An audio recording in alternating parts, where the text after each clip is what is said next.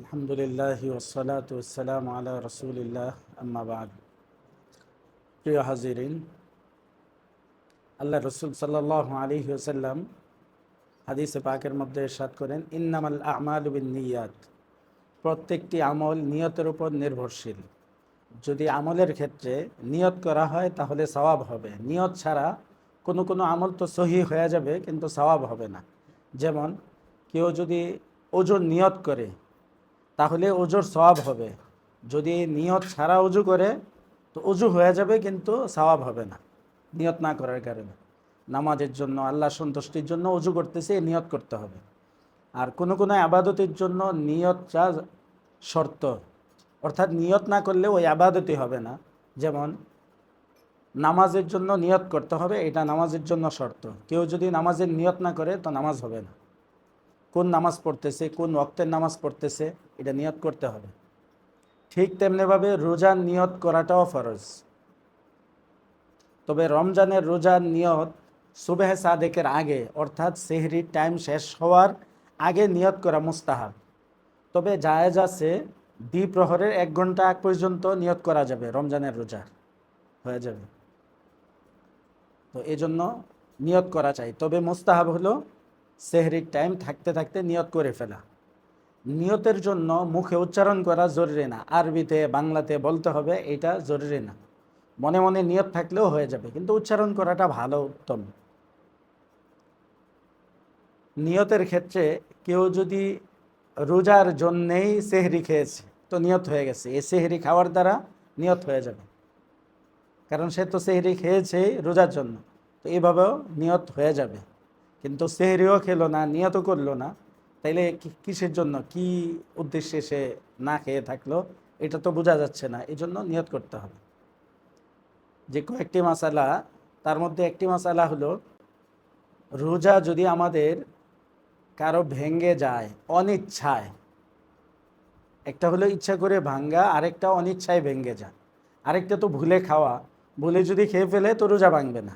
আর অনিচ্ছায় যদি খায়, রোজার কথা তার স্মরণে আছে, উজু করতেছে গলায় পানি চলে গেছে, গোসল করতেছে গলায় পানি চলে গেছে, অথবা কেউ জোর করে তাকে খাওয়াইয়া দিছে, তাহলে তার ইচ্ছা ছাড়া অনিচ্ছায় সে খেয়েছে বা পান করেছে, এই অবস্থায় রোজা ভাঙবে। এই রোজার জন্য তাকে একটা রোজা রাখলেই হবে, কাজা, কাফফারা দেওয়ার প্রয়োজন নেই। আর যদি কেউ ইচ্ছা করে পান করে, অথবা খাবার খায়, অথবা স্ত্রীর কাছে যায়, স্ত্রী সহবাস করে, তাহলে তাকে একটা রোজা তো কাজা রাখতে হবে, আবার কাফফারা দিতে হবে ইচ্ছা করে রোজা ভাঙলে। কেউ রোজার নিয়তই করে নাই, রোজার নিয়ত করে নাই, এই অবস্থাতে সে রোজা ভাঙছে, রমজান মাস, রোজার নিয়ত করে নাই। নিয়ত তো যেহেতু দ্বিপ্রহরের 1 ঘন্টা আগ পর্যন্ত করা যায়, এই জন্য সে নিয়ত করে নাই। নিয়ত করার আগে সে পানাহার করেছে, স্ত্রী সহবাস করেছে, তাইলে ওই রোজাটা তো ভেঙে গেছে। এটার জন্য একটা রোজা রাখলেই হবে, কাফফারার প্রয়োজন হবে না, যেহেতু সে রোজার নিয়ত করে নাই। নিয়ত করে যদি ভেঙে ফেলে তাহলে কাফফারা লাগবে। আর কাফফারা হয় শুধু রমজানের রোজার, নফল রোজা, মান্নতের রোজা যদি কেউ ভেঙে ফেলে তাহলে সেটা রাখা ওয়াজিব, কাজা করা ওয়াজিব, কিন্তু কাফফারার প্রয়োজন হবে না। রোজার কাফফারা কি? রোজার কাফফারা হলো একটি গোলাম আজাদ করে দেওয়া, একটি গোলাম আজাদ করা, এটা হলো প্রথম ধাপ। যেহেতু বর্তমানে গোলামের প্রচলন নাই, গোলাম নাই, এই জন্য তাকে লাগাতার 60টা রোজা রাখতে হবে। ওইটা 60টা রোজা রাখতে হবে। কেউ যদি এটা না পারে, অসুস্থতার কারণে, দুর্বলতার কারণে সম্ভব না হয়, তাহলে সে পেট ভরে 60 জন পুরুষকে, 60 জন ব্যক্তিকে খাবার খাওয়াবে। কয়জনকে? 60 জনকে খাওয়াইতে হবে। তাহলে প্রথম ধাপ হলো গোলাম আজাদ করা।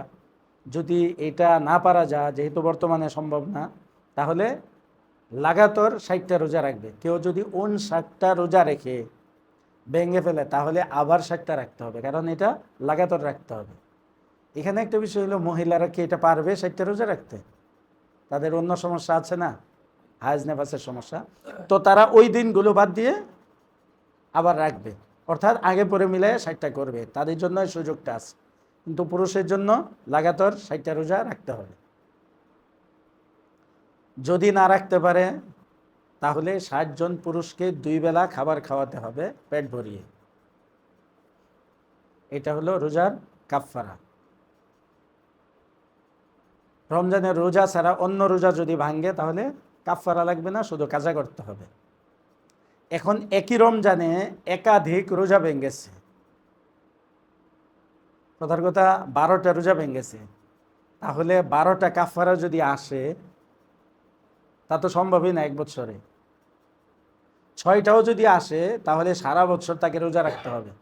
এই জন্য আল্লাহ সুবহানাহু ওয়া তাআলা সহজতা চান, শুধু একটা কাফারা দিলেই হবে। 3টা 4টা 5টা রোজা ভেঙেছে, তাহলে সবগুলোর কাজা রাখবে একটা করে, আর শুধু একটার জন্য কাফারা দিবে। হ্যাঁ, পুরা মাসে যত রোজাই ভাঙো কাফারা শুধু একটার হবে, একাধিক রোজা ভাঙলেও। হ্যাঁ, এখন একটার কাফারা দেওয়ার পরে পরবর্তী বছর আবার ভাঙছে, তো আবার কাফারা আসবে, আবার কাফারা আসবে। কেউ যদি স্ত্রী সহবাস করে রোজা ভাঙে তাহলেও তো কাফারা আসবে রোজা ভাঙ্গার কারণে। দুইটার মধ্যে একটু ব্যবধান আছে। কেউ এই বছর রোজা ভেঙেছে, কাফারা আদায় করে নাই, আগামী বছর আবার রোজা ভেঙেছে, তো পরবর্তী বছরও একটা কাফারাই দিতে হবে। কয়টা কাফারা? একটাই দিবে, কারণ সে আগের রোজার কাফারা দেয় নাই। ওই কাফারা আদায় করার আগে সে আবার রোজা ভাঙছে, তাহলে কাফারা একটাই। বিষয়টা বুঝছেন মনে হয়? এই রমজানে একটা রোজা ভেঙেছে, কাফারা আদায় করে নাই সারা বছরে, আগামী বছর আবার রোজা ভেঙেছে, তাহলে কাফারা কয়টা দিবে? একটাই। হ্যাঁ, 2 বছর মিলায় একটাই দিবে। আচ্ছা, এবছর রোজা একটা ভেঙেছে, রোজার পরে কাফারা আদায় করে ফেলছে, আগামী বছর আবার রোজা ভেঙেছে, তো আবার কাফারা দিবে, এটা তো স্বাভাবিক বুঝে আছে। কিন্তু স্ত্রী সহবাস করে রোজা ভাঙছে, এই ভাঙ্গাটা একটু ভিন্ন ধরনের। এই বছর সে এইভাবে স্ত্রীর কাছে গিয়ে রোজা ভেঙেছে, কাফারা আদায় করে নাই, আগামী বছর আবার একই কারণে রোজা ভেঙেছে, তাহলে কাফারা 2টা দিতে হবে। কয়টা? হ্যাঁ, শুধু পানাহার করে যদি রোজা ভাঙ্গে 2 বছরেও কাফারা আদায় না করে আরেক বছর ভাঙলো, তাহলে একটা কাফারাই দিবে। তো স্ত্রী সহবাস করে যদি 2 বছরে 2টা ভাঙে তাহলে কাফারা 2টা হবে, 3টা ভাঙে তাহলে কি 3টা দিতে হবে। আরেকটু ক্লিয়ার হোক, সে 10 বছর রোজা ভেঙেছে, একটারও কাফারা আদায় করে নাই, 10 বছর পরও একটা কাফারাই আদায় করবে। 10 বছরের রোজার কাজা করবে, সবগুলিরই যতগুলো কাজা হয়েছে ভেঙেছে, তবে কাফারা দিবে কয়টা? একটা, কারণ সে আগে কাফারা আদায় করে নাই এজন্য। কিন্তু 10 বছর 10 বার স্ত্রী সহবাস করে রোজা ভেঙেছে, তো 10টা কাফারা দিতে হবে। কয়টা? যেই কয় বছর লাগে 10টা কাফারা দিতে হবে। তাহলে এই কাজটা একটু ভাঙ্গার দ্বারা ভিন্ন বিষয়। পানাহার দ্বারা যদি ভাঙ্গে তো যত বছরই ভাঙ্গে, আদায় করার পূর্বে যদি আবারও ভাঙ্গে তো কাফারা একটা হবে। আর স্ত্রীর কাছে গিয়ে যদি রোজা ভাঙ্গে, যত বছর ভাঙবে প্রত্যেকটার আলাদা আলাদা কাফারা দিতে হবে। তবে এবছরেই কয়েকবার ভাঙছে এই এই কাজ করে, তাহলে কাফারা একটাই। এক বছরে যদি এক রমজানে একাধিকবার স্ত্রী সহবাস করে রোজা ভাঙ্গে তাহলে কাফারা কয়টা হবে? একটাই। কিন্তু ভিন্ন ভিন্ন বছর যদি ভাঙ্গে আর কাফারা আদায় না করে তাহলে প্রত্যেকটার কাফারা আদায় করতে হবে। আর পানাহার দ্বারা যদি রোজা ভাঙ্গে তো যত বছরই সে রোজা ভাঙ্গক, কাফারা আদায় না করে আবার ভাঙ্গে, তাহলে যখন কাফারা দিবে শুধু একটার দিবে। কয়টার দিবে? যদি এর আগে আদায় করে ফেলে কাফারা, এবছর রোজা ভেঙে রোজার পরে কাফারা আদায় করছে, আবার আগামী বছর রোজা ভেঙেছে পানাহার দ্বারাই, তো আবার কাফারা আদায় করতে হবে। তাহলে ব্যবধানটা বুঝে আসলো একটু? দুইটার মধ্যে। জি জি জি।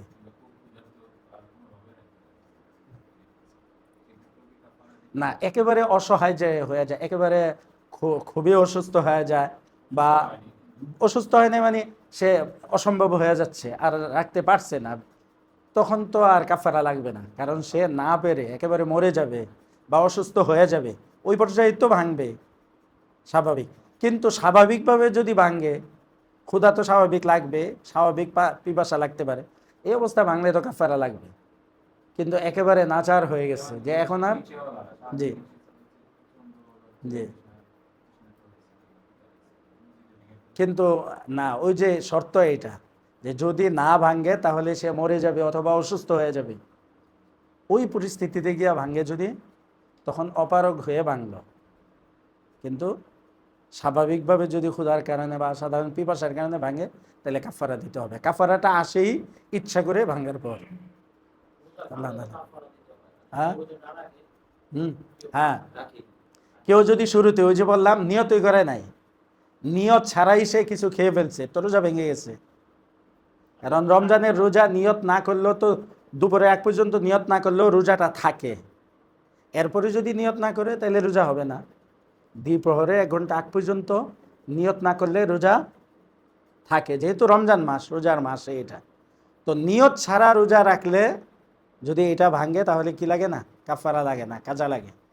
তো নিয়ত করে ভেঙে ফেললে কাফারা কাজা উভয়টাই কি দরকার হবে। শুধু কাজা আদায় করতে হবে, না কাফারা আসবে না। না, হ্যাঁ, কাজা তো একটার জন্য একটাই, কাফারার ক্ষেত্রে শুধু সেটা রাখতে হবে। জি।